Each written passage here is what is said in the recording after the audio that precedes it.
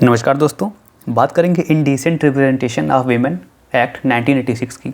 अब इससे क्या क्वेश्चन बनेंगे यूपी जुडिशरी में, क्योंकि माइनर लॉ में जुड़ चुका है ये पोर्शन, जीएस में आएगा ही। कुल जो 9 माइनर एक्ट जुड़े हैं उसमें से ये भी है। अब देखिए, इसमें केवल आपके 10 सेक्शन ही दिए हुए हैं, तो इस 10 सेक्शन से क्या प्रश्न बनेंगे हम उनको देख लेते हैं। ठीक है, तो बेयर को आप एक बार गो थ्रू कर लीजिएगा पूरे एक्ट को, लेकिन अब देखिए शॉर्ट में आप कैसे तैयार करेंगे।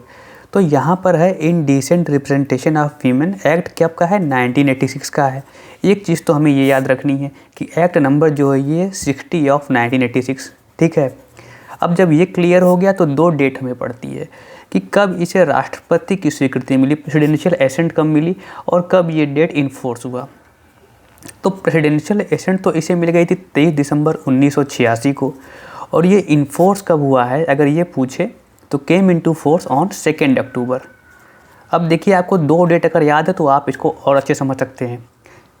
23 दिसंबर को हम मनाते हैं चौधरी चरण सिंह की जयंती, यानी कि जो हमारे पूर्व प्रधानमंत्री थे चौधरी चरण सिंह, जिनके नाम पे मेरठ यूनिवर्सिटी भी है, और इसे हम किसान दिवस के रूप में मनाते हैं, किसानों के नेता थे।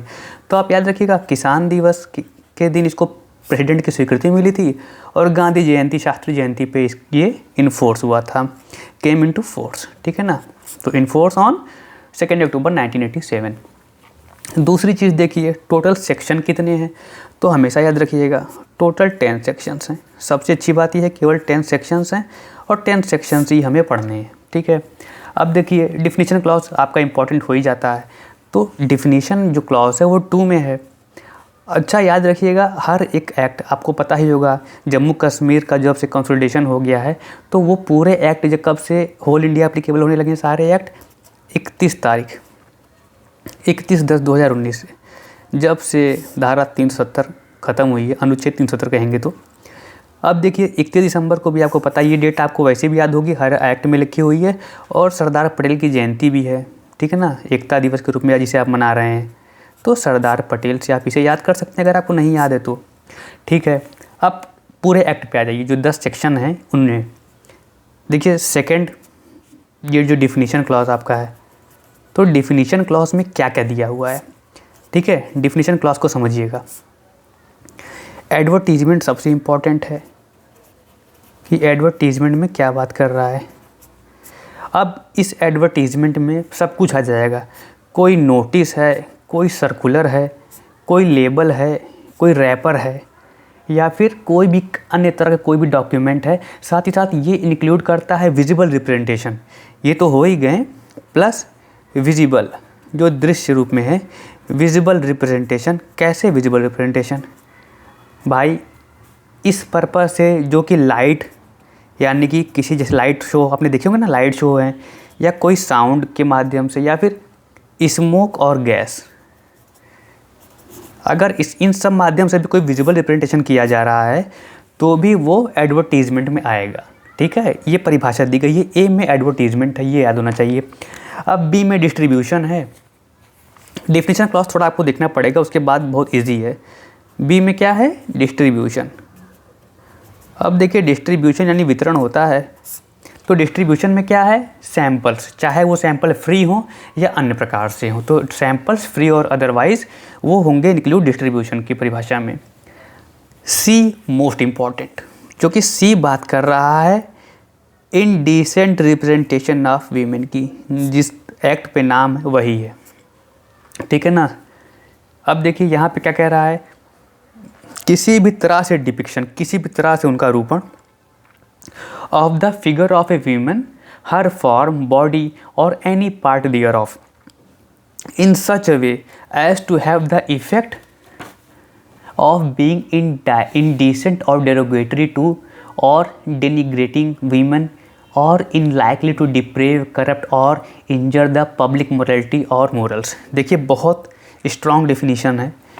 इसमें क्या कह रहा है, किसी भी तरह से प्रतिरूपण, उसके फिगर का, उसकी बॉडी का, उसके किसी बॉडी पार्ट का, फॉर्म का, या फिर किसी अन्य पार्ट का इस तरह से करना कि उसका प्रभाव क्या पड़े, इनडिसेंट टू डेरोगेटरी हो, या फिर डिनिग्रेटिंग वीमेन और is likely to deprave, corrupt और इंजर पब्लिक मोरालिटी और मोरल्स। बहुत इंपॉर्टेंट है, इस चीज़ को याद रखिएगा। इसके बाद लेबल। अब लेबल का क्या मतलब है, जो हमने यहाँ पढ़ा लेबल, उसका लेबल का मतलब क्या है, कोई भी return, marked, stamped, printed, graphic matter कुछ भी होगा, ठीक है ना। कुछ लिखा हुआ है वो भी रिटर्न मार्क, कुछ मार्क किया गया है, कुछ स्टैम्प्ड है, चस्पा टाइप में होता है ना, टिकट टाइप में स्टैम्प किया गया है, कुछ प्रिंट किया गया है, या फिर कुछ भी ग्राफिक मैटर है, वो सब लेबल में आ जाएगा। अब कब, जब ये किसी पैकेज पे हैं, ये अपीयर हो रहे हैं किसी पैकेज पे, अपीयरिंग ऑन एनी पैकेज, ये लेबल हो जाएंगे।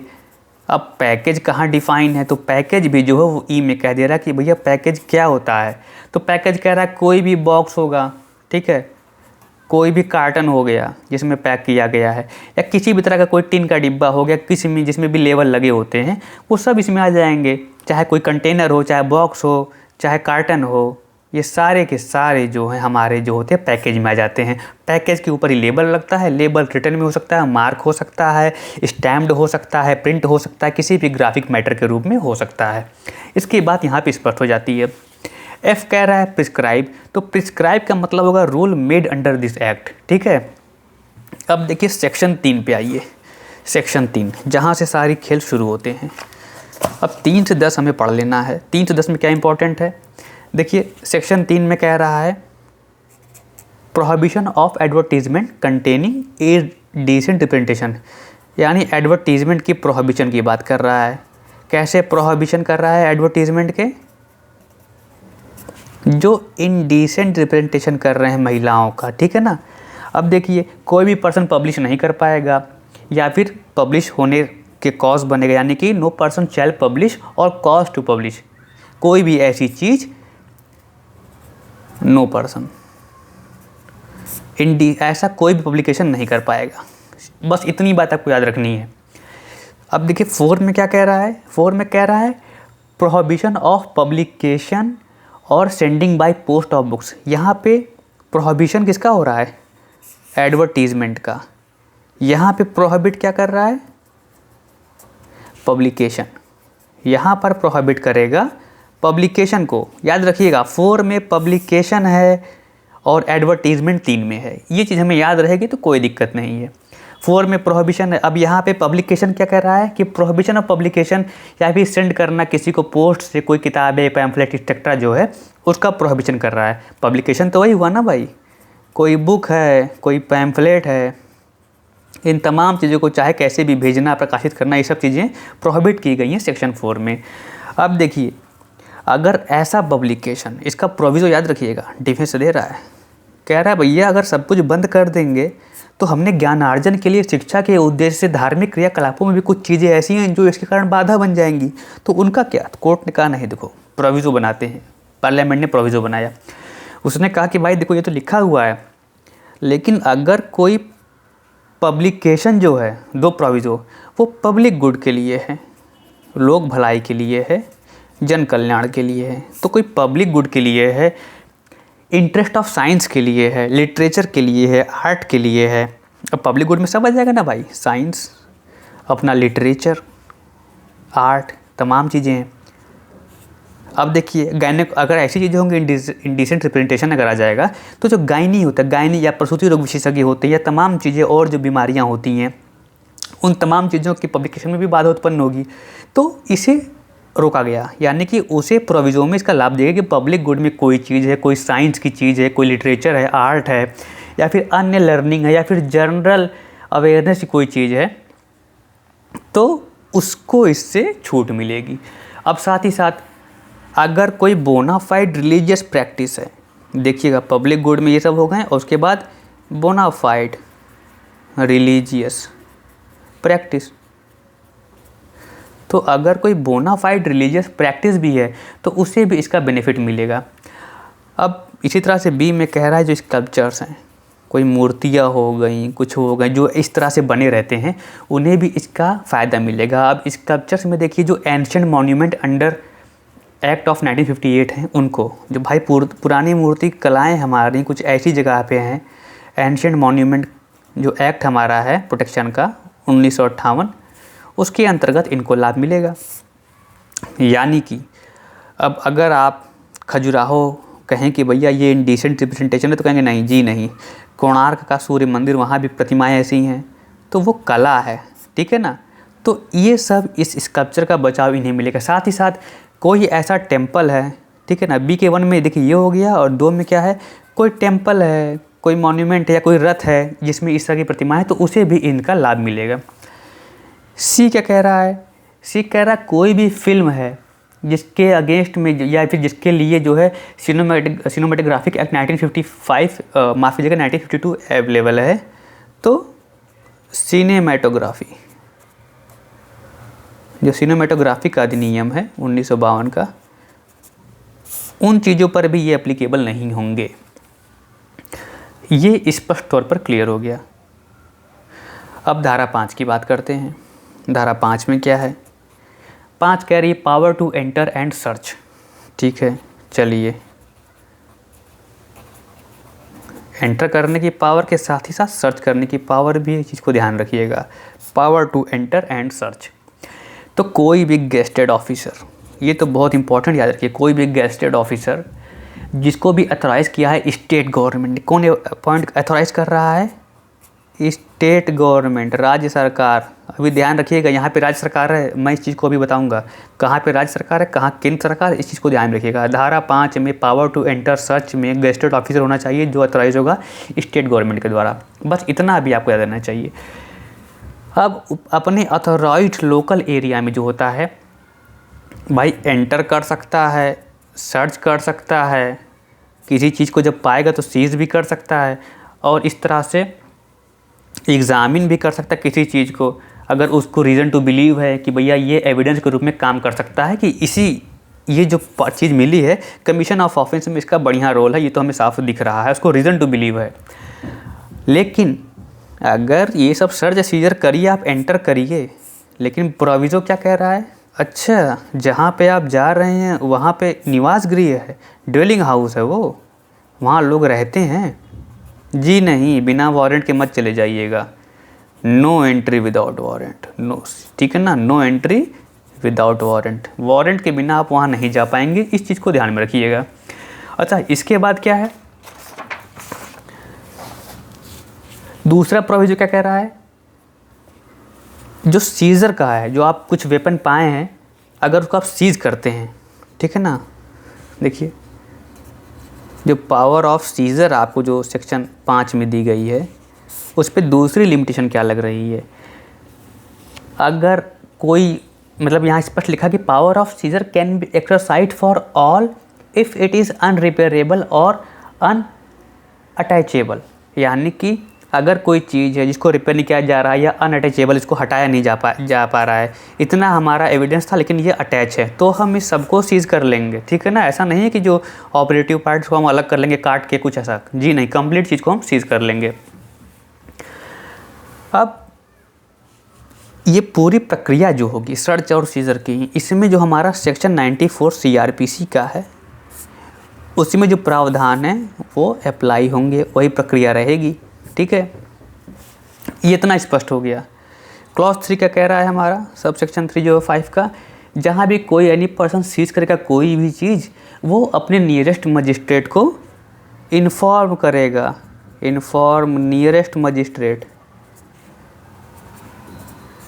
अबाउट सीजर है, जो चीज़ उसने सीज की है उसके लिए वो नियरेस्ट मजिस्ट्रेट को इन्फॉर्म करेगा, हमने क्या सीज़ किया है, कैसे सीज़ किया है, तमाम चीज़ों के बारे में, और ऑर्डर कस्टडी का जो होगा उससे प्राप्त करेगा। पेनाल्टी का प्रोविज़न देख लीजिए, क्या पेनाल्टीज़ हैं, 6 में पेनाल्टी है, तो 6 में पेनाल्टी हमें याद रहनी है। कोई भी पर्सन जो कॉन्ट्रावेंट करेगा, कोई भी प्रोविज़न जो धारा 3 से लेकर के 4 में जो प्रोविज़न दिए गए हैं, अगर उसका क्या कर रहा है, कॉन्ट्रावेंशन, उसके कॉन्ट्रा में कोई चीज़ कर रहा है, तो पहली बार पकड़ा गया है, पहली बार दंडित हो रहा है।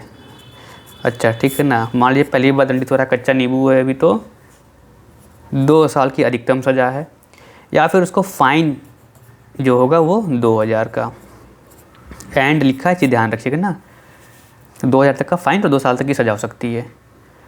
अगर सेकंड कन्विक्शन है, यहाँ ध्यान रखिएगा, सेकंड कन्विक्शन है तो कम से कम उसको 6 महीने की सज़ा तो होगी ही होगी, ठीक है, 6 महीने की सज़ा और कम से कम 10,000 का फ़ाइन, और अधिकतम ये 5 साल की सज़ा हो सकती है और 1 लाख का फ़ाइन हो सकता है। इस चीज़ को ध्यान रखिएगा। सेकंड कन्विक्शन की बात दिया है, सेकंड और सब्सिक्वेंट, यानी पहले के बाद सेकंड हुआ तो इतना प्रावधान, थर्ड हुआ तो ये, ठीक है ना। फर्स्ट के बाद सेकंड एंड सब्सिक्वेंट के लिए, आगे आने वाली चीज़ों के लिए ये अप्लाई होगा। 7वां क्या है, ऑफेंस बाय कंपनीज़। अगर कंपनी कोई ऑफेंस कर रही है इस अधिनियम के अंतर्गत, तब क्या होगा, ऑफेंस बाय कंपनीज़, ठीक है, अंडर दिस एक्ट, तब क्या प्रावधान होगा, इसको देख लेते हैं। अगर कोई कंपनी कोई ऑफेंस कर रही है इस चीज़ में, तो यहाँ पे स्पष्ट है कि हर कोई पर्सन जो उस समय किसी जिम्मेदार पद पे रहा है, रिस्पॉन्सिबल अथॉरिटी के रूप में रहा है कंपनी की कंडक्ट ऑफ बिजनेस में, तो वो सारे जिम्मेदार होंगे इसमें, ठीक है। लेकिन प्रोविज़ो क्या कह रहा है, प्रोविज़ो कह रहा है देखिए, अगर कोई ऑफेंस जिम्मेदार पद पे रहा है लेकिन विदाउट उसकी नॉलेज हो रहा है, ऑफेंस विदाउट हिज नॉलेज, तो कैसे इसको दोषी ठहराएंगे आप। तो विदाउट हिज नॉलेज है तो वो नहीं होगा। और ड्यू डिलीजेंस, सम्यक सतर्कता पूर्णतया उसका पालन किया था, तो वो भी, ये सब जो होंगे ये लायबल नहीं होंगे, ये दोनों लोग जो होंगे नॉट लायबल, ठीक है, तो ये जिम्मेदार नहीं होंगे। तो याद रखिएगा, इनको छूट दे दी। अब जहाँ पर ऑफेंस कमिट किया जा रहा है और ये साबित हो जा रहा है किसी कंपनी द्वारा कि कंसेंट है, कनाइवेंस है, या फिर कोई एट्रीब्यूटेड कुछ कंट्रीब्यूशन उनका है कि निगलेक्ट हुआ है डायरेक्टर के पार्ट पे, किसी मैनेजर के द्वारा, किसी सेक्रेटरी के द्वारा, तो ये सारे लोग, ठीक है ना, जो भी कंपनी के होंगे वो यहाँ पे पनिश्ड होंगे अकॉर्डिंगली, ठीक है। अब कंपनी डायरेक्टर इन तमाम चीज़ों की बात सेक्शन 7 में इस तरह से कर दी गई है कि कंपनी कौन होगी, डायरेक्टर कौन होगा, इन तमाम। 7 इंपॉर्टेंट हो गया आपका। अब आइए, अब हमारे पास बचते हैं 8, 9, 10। तो 7 की बात यहाँ पे स्पष्ट हो जाती है। 8 में कह रहा है ऑफेंसेस जो होंगे वो बेलेबल और कॉग्निजेबल होंगे, बहुत इंपॉर्टेंट है। सेक्शन 8 क्या कह रहा है, ऑफेंसेस जो होंगे वो बेलेबल होंगे और क्या होंगे, कॉग्निजेबल होंगे। दोनों चीज़ याद रखिएगा। 9 क्या कह रहा है, 9 कह रहा है protection of action taken in good faith. तो protection of action taken in good faith, कोई भी एक्शन, कोई भी सूट नहीं होगा, कोई प्रोसिक्यूशन नहीं होगा, कोई भी अन्य लीगल प्रोसीडिंग नहीं की जाएगी किसी भी चीज़ के खिलाफ, ठीक है ना, चाहे वो सेंट्रल का एम्प्लॉई हो, स्टेट का एम्प्लॉई हो, किसी प्रकार का एम्प्लॉई अगर हो रहा है, अगर उसने गुड फेथ में ऐसा किया है, तो ये चीज़ क्लियर हो गई। 10वां सेक्शन है, अंतिम है, मोस्ट इम्पॉर्टेंट है, पावर टू मेक रूल्स। अब याद रखिएगा, हमने वहाँ पे क्या पढ़ा था, यहाँ क्या पढ़ना है, power to make rules, rules बनाने की शक्ति ये एल है, ठीक है। पावर टू मेक रूल्स किसके पास रहेगी, सेंट्रल गवर्नमेंट। किस चीज़ के लिए रूल्स बनाएंगे भाई, सीजर का तरीका क्या होगा, हर प्रक्रिया तो पूरी दी गई ना, जो सीज करना क्या तरीका सीजर का होगा, किस मैनर में इसको प्रोसीड करेंगे, डिलीवरी कैसी होगी, प्रिपरेशन कैसे होगी, किस पर्सन से कस्टडी लेनी, क्या एडवर्टीजमेंट का तरीका, इसमें क्या क्या दिया गया है, कौन कौन इस एक्ट में शामिल होंगे, कौन कौन नहीं होंगे, किसको एग्जेम्पशन देना है, वो तमाम चीज़ें कौन डिसाइड करेगा, सेंट्रल गवर्नमेंट डिसाइड करेगी। इस पूरे अधिनियम के अंतिम सेक्शन में ये बात कही गई है, ठीक है। अब याद रखिएगा, इसका जो लास्ट वो है, जो सब सेक्शन है 3, उसमें कह रहा है कि हर रूल जो इस सेक्शन में बना है इस पूरे एक्ट में, वो हर सदन के पटल पर रखा जाएगा। सेशन के टोटल पीरियड 30 दिन से। ये क्वेश्चन पूछना नहीं, क्योंकि ये जब एक्ट बनता है उस समय इसकी इफेक्टिवनेस रहती है। तो अगर पूछ भी दे तो 30 दिन का जो समय दिया गया है, 30 डेज़ का, वो सेशन के टोटल पीरियड अगर पास हो जाए उसमें रहना चाहिए, या फिर 1 और 2 या फिर इससे ज़्यादा सक्सेसिव सेशन जो रहेंगे उसमें इसे पास होना है। तो इस चीज़ को याद रखिएगा। इस तरह से पूरा अधिनियम आपका ख़त्म हो गया है। इसको आप एक बार पढ़ लीजिएगा। इससे ज़्यादा क्वेश्चन मुझे नहीं लग रहा कि इससे बनने हैं। प्रिपेयर कर लीजिएगा। धन्यवाद, शुभकामनाएं।